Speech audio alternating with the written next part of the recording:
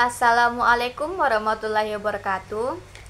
Perkenalkan kami dari kelompok 3 dengan anggota yang pertama Azura Nur Isnani dengan NIM 23053119 dan Khairunisa Mezura dengan NIM 23053018 dan Murija Novia Putri dengan NIM 23053022 dan Novia Dwi Arianti dengan NIM 23053087 dan Sri Bulan Marniati dengan NIM 23053106.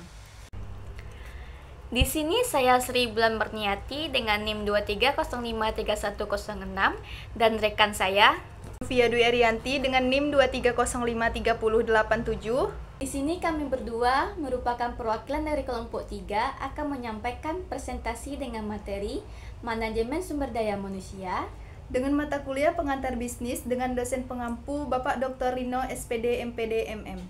Oke, baiklah teman-teman, kita masuk ke sesi pembahasan materi di mana materi yang akan kami sampaikan yaitu mengenai manajemen sumber daya manusia dan fungsi dari kedelapan manajemen sumber daya manusia itu sendiri.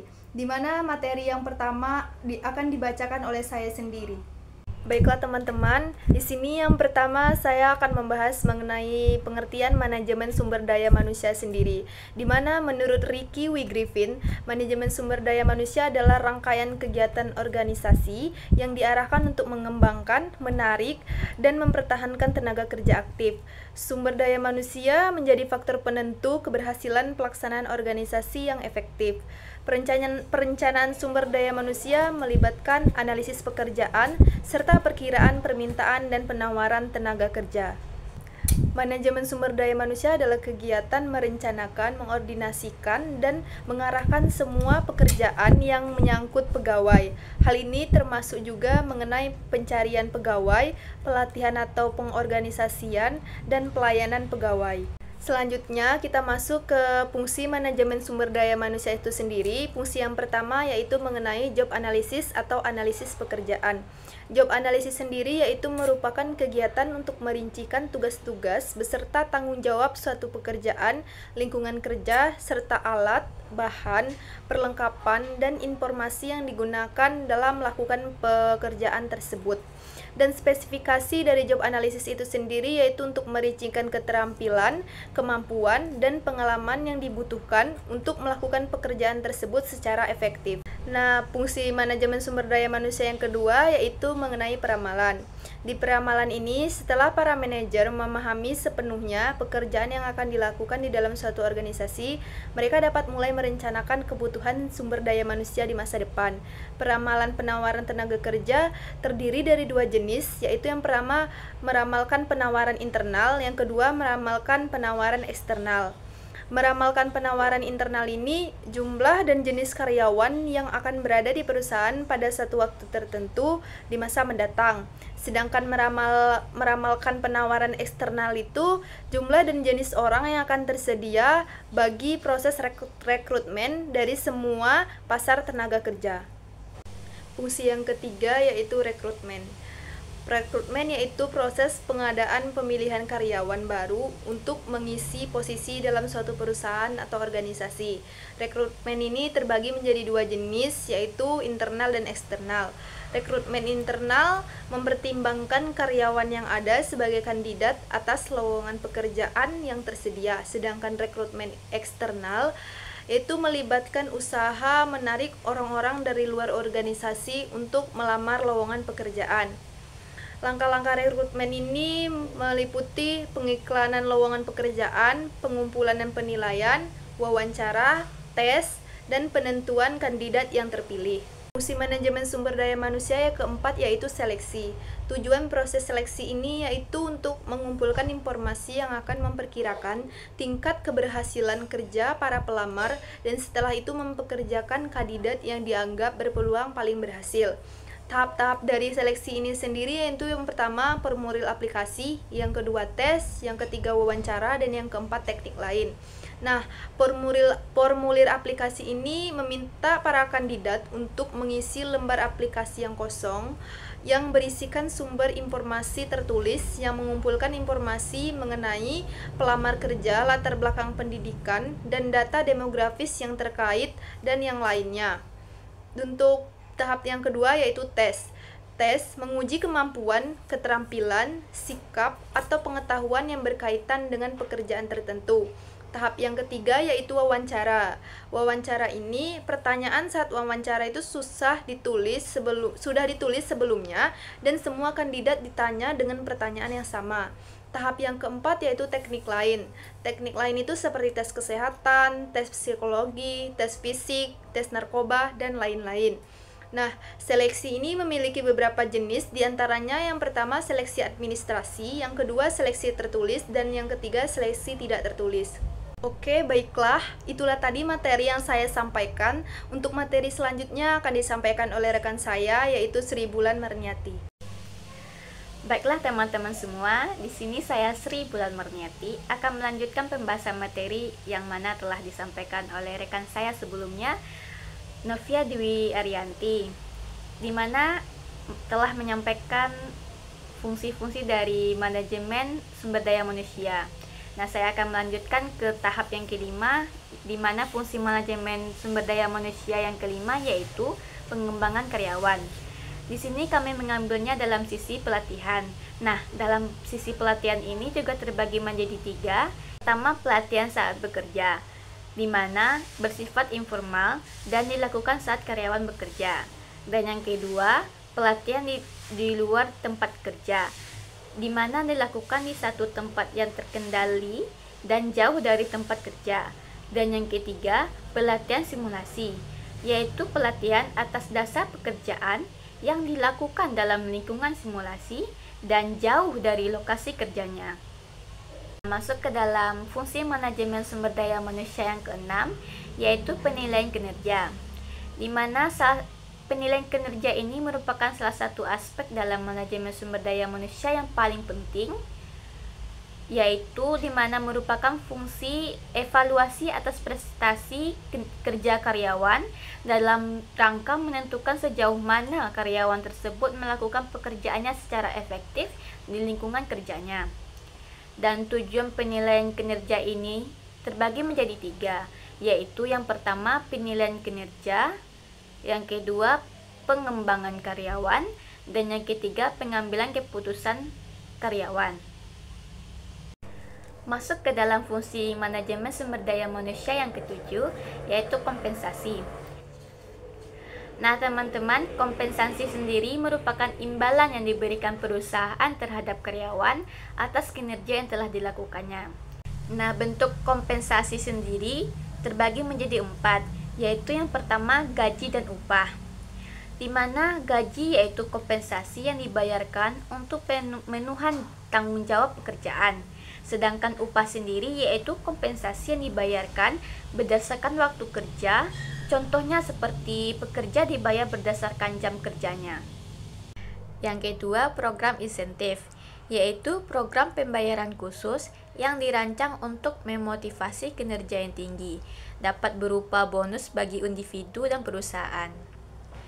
Dan program insentif ini dapat terbagi menjadi 2, yaitu yang pertama insentif individu, contohnya promosi, pinjaman, dan lain-lain. Dan yang kedua insentif ke seluruh perusahaan atau seluruh perusahaan, contohnya jika perusahaan memperoleh laba yang banyak maka akan dibagikan kepada karyawannya. Dan yang ketiga program tunjangan, yaitu merupakan kompensasi selain upah dan gaji. Nah, dalam program tunjangan ini juga terbagi menjadi 2, yaitu yang pertama rencana pensiun, yang kedua pemuatan biaya tunjangan, yaitu sejumlah tunjangan karyawan disisihkan sehingga masing-masing karyawan dapat memilih salah satu dari beberapa alternatif. Dan yang keempat, konteks hukum dalam manajemen sumber daya manusia. Nah, dalam konteks hukum dalam manajemen sumber daya manusia ini sendiri dapat dibedakan menjadi 8. Yang pertama, kesetaraan kesempatan kerja. Kedua, golongan terlindungi dalam lingkungan kerja. Ketiga, pelaksanaan kesetaraan kesempatan kerja. Keempat, masalah hukum dalam pemberian kompensasi. Kelima, keselamatan dan kesehatan karyawan. Keenam, bidang-bidang hukum diskriminasi baru. Ketujuh, HAID di dalam lingkungan kerja atau AIDS di dalam lingkungan kerja. Dan yang terakhir, yang ke-8, yaitu pelecehan seksual. Masuk ke dalam fungsi manajemen sumber daya manusia yang ke-8, yaitu pemberhentian. Di mana pemberhentian ini sendiri merupakan fungsi operasional terakhir manajemen sumber daya manusia, di mana istilah pemberhentian sinonim dengan separation, permisahan, atau pemutusan hubungan kerja atau PHK, di mana karyawan dari suatu organisasi perusahaan diputuskan hubungan kerjanya dengan perusahaan tersebut. Nah, alasan karyawan diberhentikan sendiri melalui SP Hasibuan menyebutkan beberapa alasan karyawan diberhentikan dari perusahaan, yaitu yang pertama, undang-undang.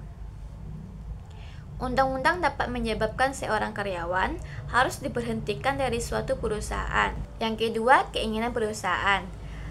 Keinginan perusahaan sendiri untuk memberhentikan karyawannya juga terbagi menjadi 5, yaitu yang pertama, karyawan tersebut tidak mampu mengerjakan pekerjaannya lagi.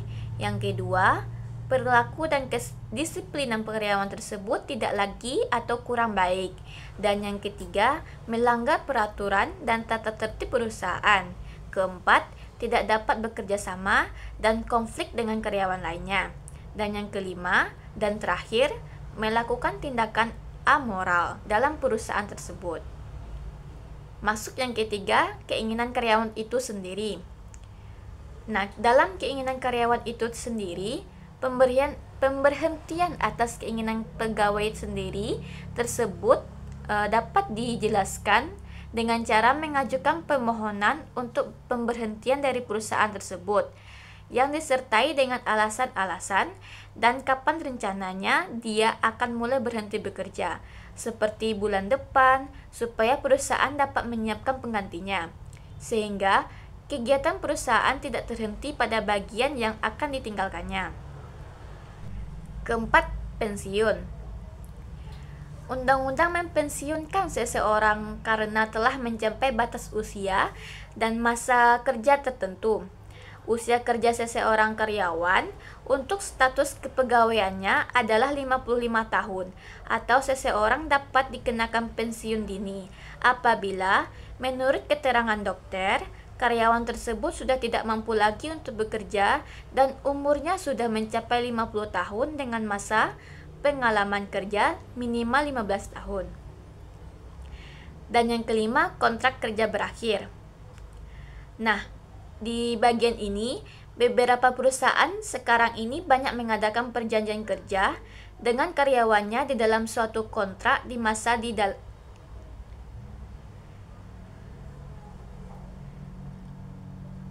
Dan yang kelima, kontrak kerja berakhir.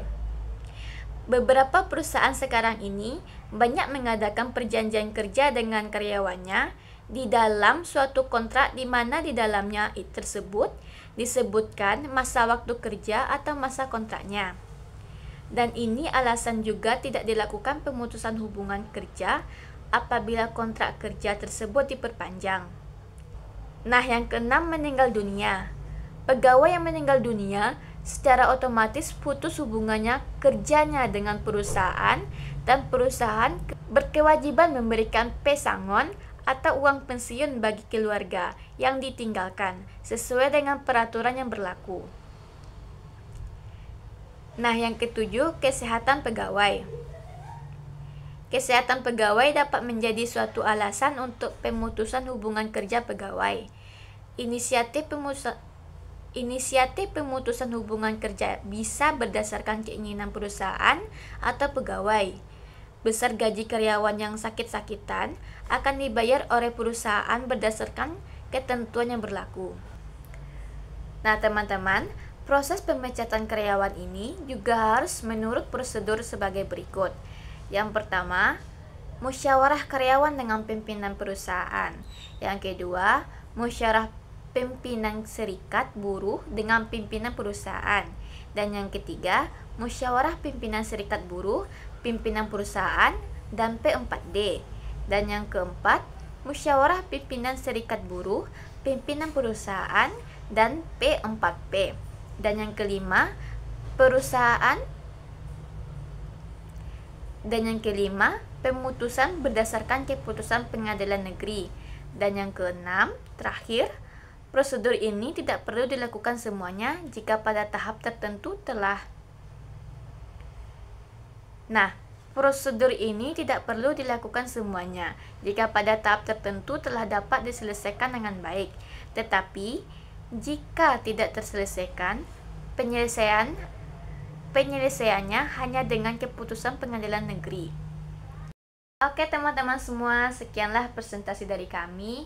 Presentasi penyampaian materi tentang manajemen sumber daya manusia dengan saya Sri Bulan Marniati dan rekan saya Novia Dwi Ariyanti. Semoga materi yang kami sampaikan bisa memberi manfaat untuk teman-teman semua, dan mohon maaf apabila selama penyampaian materi ada kata-kata yang salah. Kami akhiri dengan wabillahi taufiq wal hidayah. Wassalamualaikum warahmatullahi wabarakatuh.